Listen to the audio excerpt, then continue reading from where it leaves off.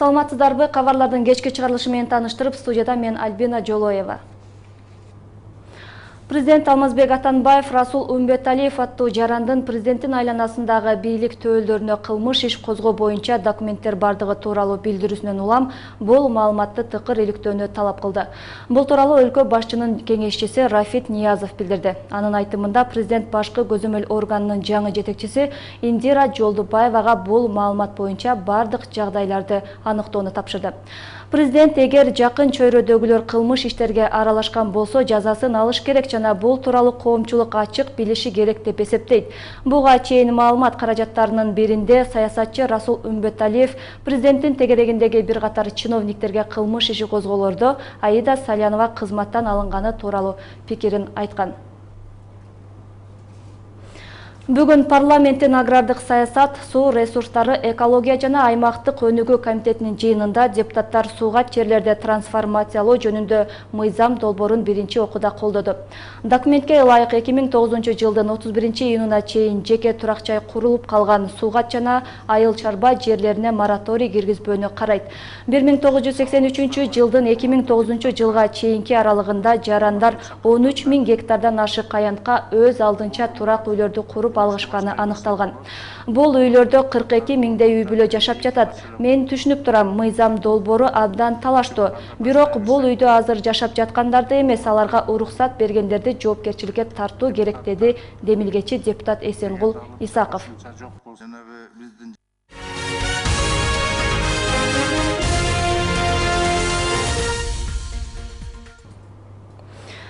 Кыргызстанда репродуктивдик ден соолук тармагында абал начарлап баратат. Бул тууралуу Кыргызстандын биринчи айымы Раиса Атанбаева Бишкекте өтүп жаткан аялдардын улуттук форумунда айтты.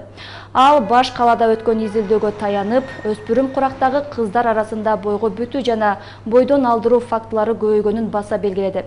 Биз шаардагы 12 мектептеги 2000ге жакын кыздан анонимдүү анкета алдык.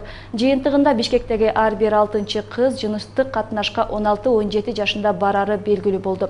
Президенттин жубайы Раиса Атамбаева Кыргыз-Орус Славян университетинде жана медициналык академияда акушерлик жана гигиена кафедрасында иштейт. Кыргызстан аялдардын кыймылынын 90 жылдыгына карата өтүп жаткан 2 күндүк аялдар форуму 3 мартта улуттук филармонияда жыйынтыкталып, келечекте аткарыла турган иштер пландалат. Форумга коомдогу көрүнүктүү аялдар, ошондой эле 7 областтан 1200 аял катышып жатат. Өткөн дем алыш күндөрү Ынтымак телерадио компаниясы Шайыр тапкычтар клубунун таймашын өткөрдү. Ага Бажалар, Идеал, Браво, I Love, Ош командасы катышып, өздөрүнүн ар темадагы тамашалары менен күч сынашты. Шайыр тапкычтар клубунун жүрүшү кийинки материалда. Ынтымак телерадио компаниясы өткөн жылдан тарта Шайыр тапкычтар клубун өткөрүп келе жатат. Буга чейин биринчи сезондун биринчи туру болуп өткөн. Бул жолку өтүп жаткан Шайыр тапкычтар клубунун экинчи туруна 4 команда катышты. Алгач оюнду Браво командасы баштап берди. Assalomu alaykum. Bitta gapda turadigan erkeklar. Qachon degamiz tur deymiz. Zato turadigan erkeklar. Шайыр тапкычтар клубунун таймашына Бажалар, Идеал, Браво жана I Love Ош командалары өздөрүнүн түрдүүчү тамашалары менен күч сынашты. Ал эми Космос жана Ок командалары конок катары катышып, көрүүчүлөргө көтөрүңкү маанай тартуулоонун аракетин жасашты. 19 yoshda Adnonda lentasiga kirganlar. Vachach! Endi bolalarimiz o'zbekmi, qirg'izmi, o'rusmi, tatarmi, mana qancha haligi 5 xil muzikada 5 xil chiqib o'yinga tushdi. Indiskiy bo'lib chiqishdi, u yerda gruzin nima bo'lib chiqishdi, xorazmcha, o'zimiz Anjan polkasiga chiqishdi. Bu do'stlik degan ma'noda. Kelib shu yerda vaqtimni o'tkazganimga achinmayman. Yana повторно shunday ko'rsatuv bo'lsa, yana jon deb kelar edim men bu ko'rsatuvga. Катышкан командалар кыргыз, өзбек улутундагы жаштар.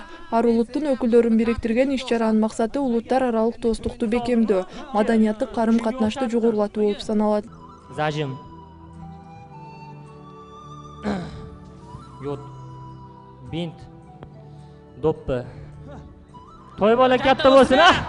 Bu o'zi aslida 3-chi o'yinimiz Intimaq tomonidan uyushtirilgan, lekin rasmiy tarzda birinchisi bu do'stlik uchrashuvi bo'lgan edi. Rasmiy tarzda bu 2-chi o'yin bo'ldi va bu o'yinimizda ham 2 komanda, 2 jamoa final bosqichiga yo'llanma olishdi. Биринчи сезондун экинчи турундагы таймаш кызуу жүрдү. Катышуучу командалар биринен бири өтүп, койгон тамашасын жеткиликтүү аткарууга аракет жасашты. Алардын койгон оюндарын калыс тартуу баалап, жыйынтык чыгарышты.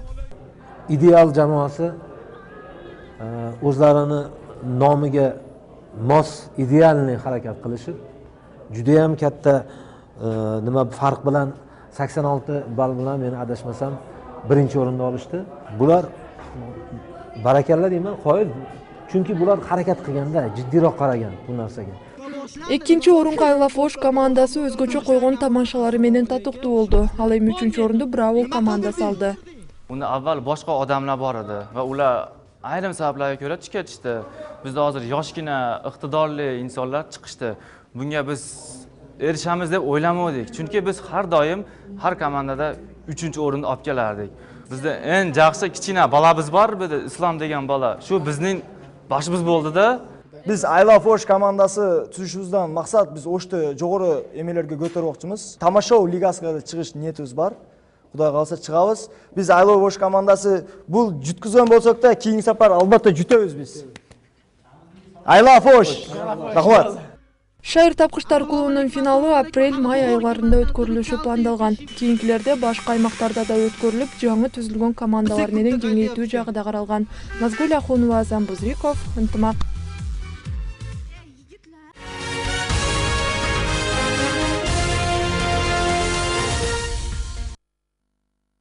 Жалпы республикалык сынак тапшырууга каттоо быйыл мурдагыдан эрте башталды. Билим берүүнү баалоо жана окутуу ыкмалары борборунун директору Инна Валькованын айтымында 2015 жылы тест тапшырууда өзгөрүүлөр болгон жок. Болгону каттоо 24 февралдан 17 апрелге чейин өткөрүлөт деген гана өзгөртүү киргизилди.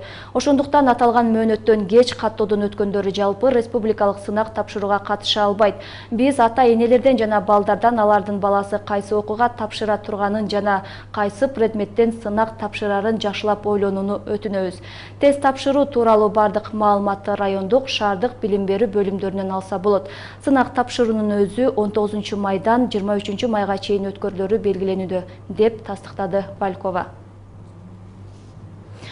Ал арада Ош шаарындагы бардык мектептерде балдарды мектепке даярдоо боюнча 240 сааттык программанын негизинде 6-7 жаштагы балдарды окутуу башталды. Анда 240 сааттык программанын алкагында тренингтерден өтүшкөн 67 педагог 96 класста даярдоо баштады. Быйыл да орус класстарына талап жогору болуп жатат. 1000ден ашык окуучу кабыл алынды. Балдарды мектепке даярдоо боюнча окутуу ушул жылдын март айынан июнь айына чейин жүргүзүлөт.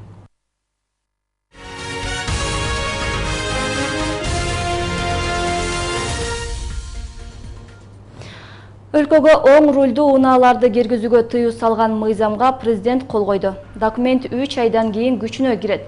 Мында мыйзам кабыл алууга кырсыктардын көбү оң рулдуу унаалардын айынан болуп жатканы себеп болгон.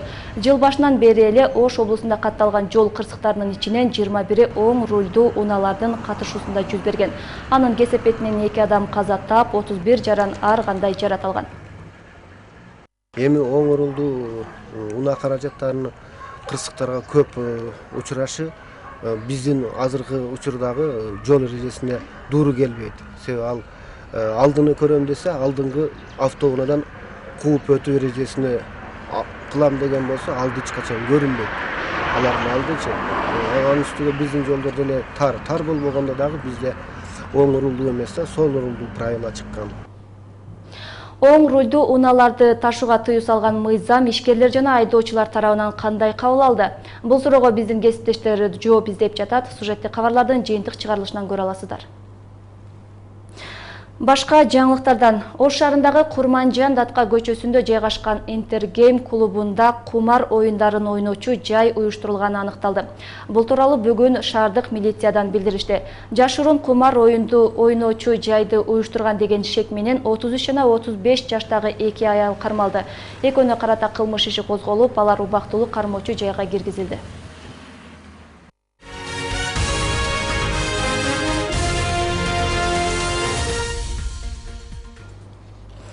Жалал-Абад жаштар коому уюму 1 марттан 7 мартка чейин облус аймагында ак калпак жумалыгын жарыялады. Бир апта бою уюмдун кызматкерлери жана ыктыярчылар мекеме ишканаларга барып, мырзаларды калпак кийүүгө үндөшөт.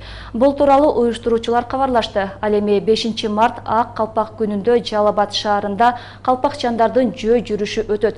Кыргызстанда улуттук баш кийимди таңазалаган күн 2011 жылдан бери белгиленип келатат. Бул демилге режиссер Рысбек Жабировга таандык. Сиздер соңку сааттарга алынган жаңылыктар менен тааныштыңыздар. Мындан башка маалыматты ынтымак Чекит Пейджи сайтынан окуп, иш күндөрү кечки саат 5-тен 6-га чейин ынтымак радиосундагы Транзит 106.1 маалымат аналитикалык берүүсүнөн уксаңыздар болот. Мен сиздер менен коштошом, кечиңиздер көңүлдүү улансын.